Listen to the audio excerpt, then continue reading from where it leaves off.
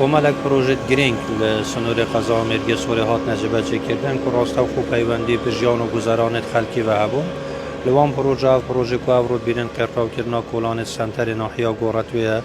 که او کولان بشویه که گشتی بای میلیارد و 600 میلیونانه الان چند کمپانی که خمالی و تنجبه چه کردن او که او رو هم بینن لای کمپانیا زمیر و تجربه جه کردن قرطاو کردن چند کولانک های هلمتا قرطاو کردن و کولانان لسنتر ناحیه دیکش و ناحیه مزنن و ناحیه گورتوی سنتر قضا مرگ سور ناحیه پیران لناحیه بارزان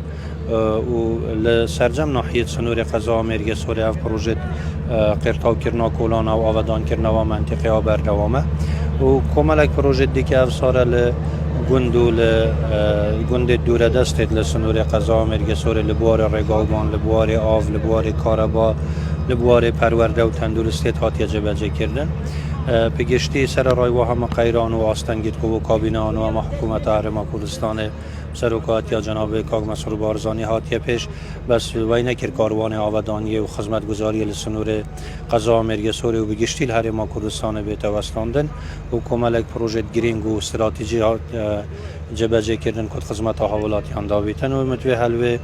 مناسبت اجدا سپاس یک تایبت یا برای جناب ملا مصطفی بارزانی بکن که هر دم هاوکار و پالپشت مبوب و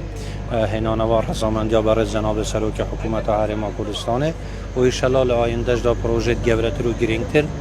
لسنور قضا مرگ سور ده نجبه کرد.